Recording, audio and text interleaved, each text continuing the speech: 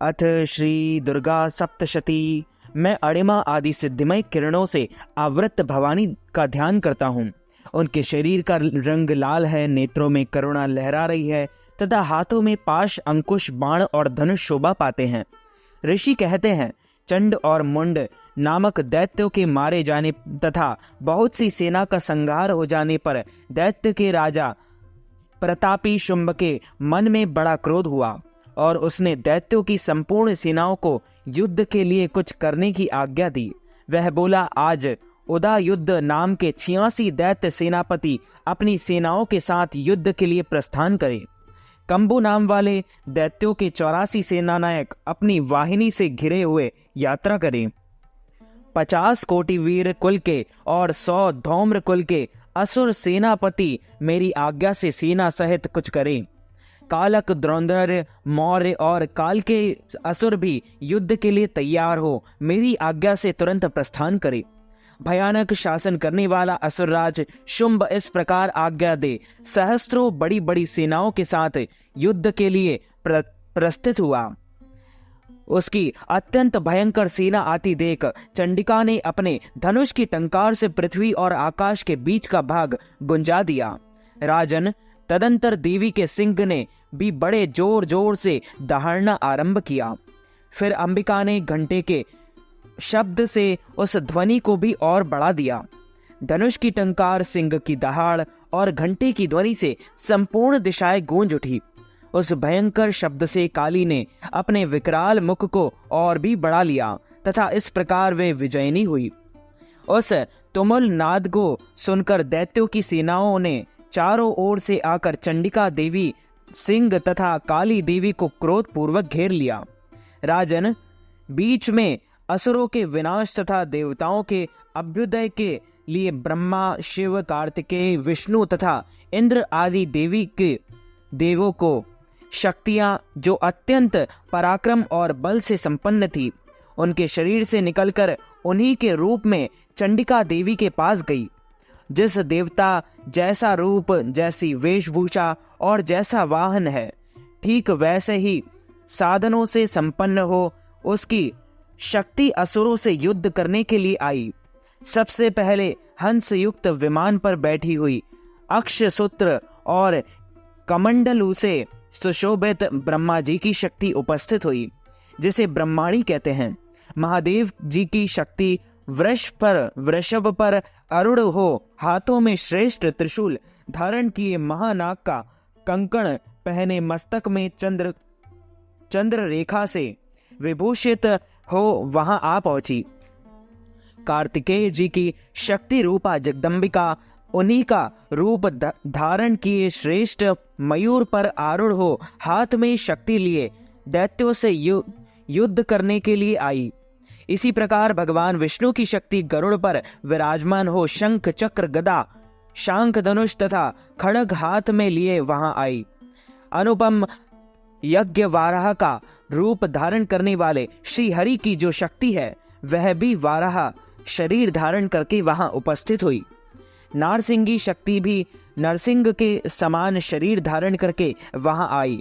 उसकी गर्दन के बालों के झटके से आकाश के तारे बिखरे पड़ते थे। इसी प्रकार इंद्र की शक्ति वज्र हाथ में लिए गजराज ऐरावत पर बैठकर आई। उसके भी सहस्त्र नेत्र थे। इंद्र का जैसा रूप है वैसा ही उसका भी था। तदंतर उन देव शक्तियों से घिरे हुए महादेव जी ने चंडिका से कहा, मेरी प्रसन्नता के लिए तुम शीघ्र ही इन असुरों का संहार करो। तब देवी के शरीर से अत्यंत भयानक और परम उग्र चंडिका शक्ति प्रकट हुई, जो सैकड़ों गीदड़ों की भांति आवाज करने वाली थी। उस अपराजिता देवी ने धूमिल जटा वाले महादेव जी से कहा, भगवान, आप शुंभ निशुंभ के पास दूत बनकर जाइए और उन अत्यंत गर्वीले दानव शुंभ और निशुंभ दोनों से कहिए, साथ ही उनके अतिरिक्त भी जो दानव युद्ध के लिए वहां उपस्थित हो, उनको भी यह संदेश दीजिए, दैत्यों, यदि तुम जीवित रहना चाहते हो तो पाताल लोगों लौट जाओ। इंद्र को त्रिलोकी का राज्य मिल जाए और देवता यज्ञ भाग का उपभोग करें। यदि बल के घमंड में आकर तुम युद्ध की अभिलाषा रखते हो तो आओ, मेरी शिवाय योगिनियां तुम्हारे कच्चे मांस से तृप्त हों। क्योंकि उस देवी ने भगवान शिव को दूत के कार्य में नियुक्त किया था, इसलिए वह शिवदूती के नाम से संसार में विख्यात हुई। वह महादैत्य भी भगवान शिव के मुख से देवी के वचन सुनकर क्रोध में भर गए और जहां कात्यायनी विराजमान थी उस और बढ़े। तदंतर वे दैत्य अमर्ष में भरकर पहले ही देवी के ऊपर बाण, शक्ति और वृष्टि आदि अस्त्रों की वृष्टि करने लगे।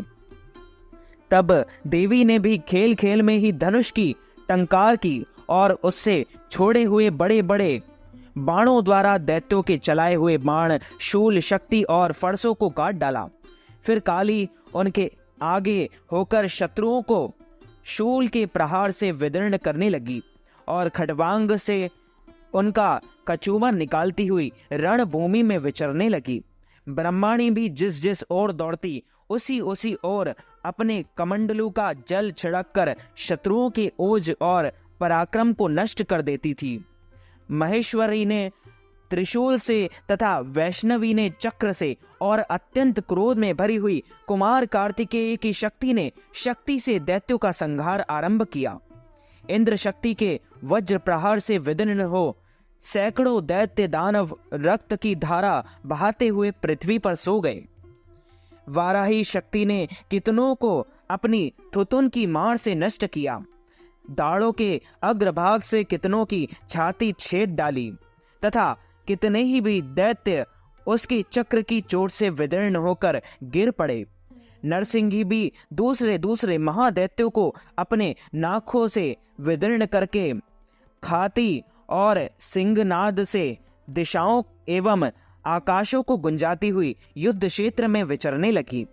कितने ही असुर शिवदूती के प्रचंड अट्टहास से अत्यंत भयभीत हो पृथ्वी पर गिर पड़े और गिरने पर उन्हें शिवदूती ने उस समय अपना ग्रास बना लिया। इस प्रकार क्रोध में भरे हुए मात्र गणों को नाना प्रकार के उपायों से बड़े बड़े असुरों का मर्दन करते देख दैत्य सैनिक भाग खड़े हुए। मात्र गणों से पीड़ित दैत्यों के युद्ध से भागते देख रक्त बीज नामक महादैत्य क्रोध में भरकर युद्ध करने के लिए आया। उसके शरीर से जब रक्त की बूंद पृथ्वी पर गिरी तब उसी के समान शक्तिशाली एक दूसरा महादैत्य पृथ्वी पर पैदा हो जाता। महासुर रक्त बीज हाथ में गदा लेकर इंद्र शक्ति के साथ युद्ध करने लगा तथा इंद्र ने अपने वज्र से रक्त बीज को मारा। वज्र से घायल होने पर उसके शरीर से बहुत सा रक्त चूने लगा और उससे उसी के समान रूप तथा पराक्रम वाले योद्धा उत्पन्न होने लगे।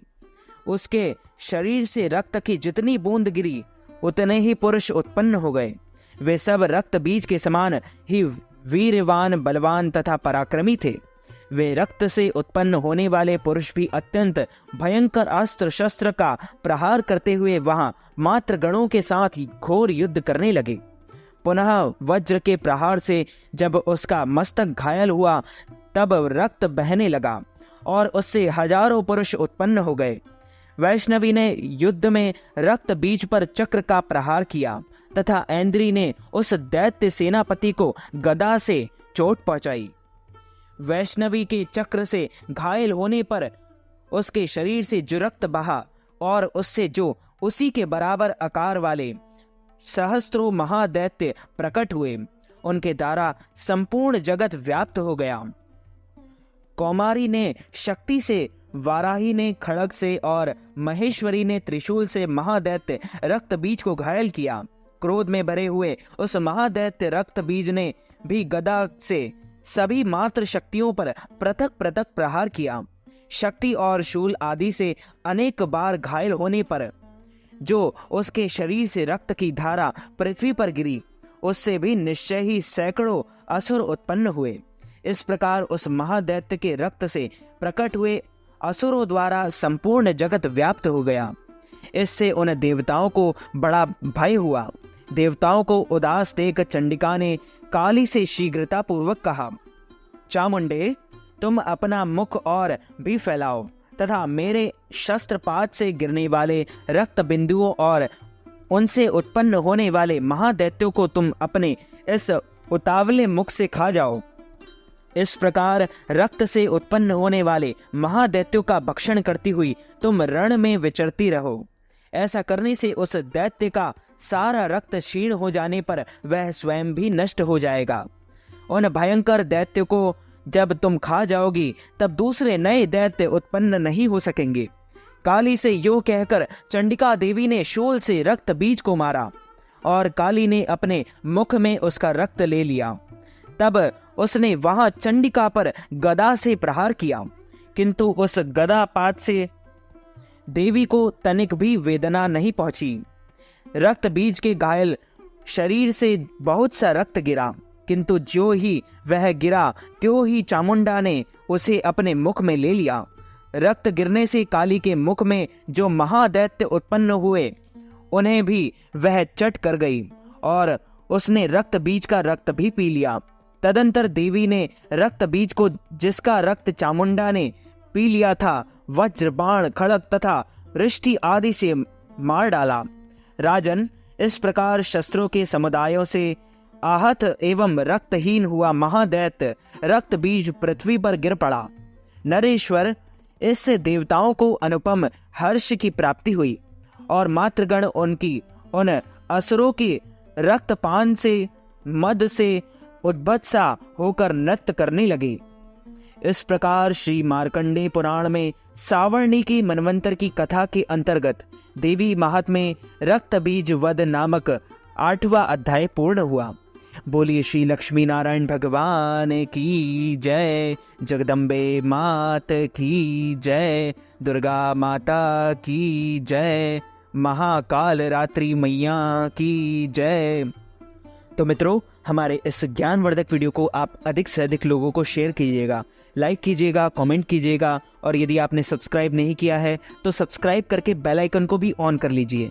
ऐसी ही नई नई कथा देखने के लिए और ऐसे ही नए नए वीडियो देखने के लिए आप सभी को सादर जय श्री कृष्ण, सादर जय माता दी।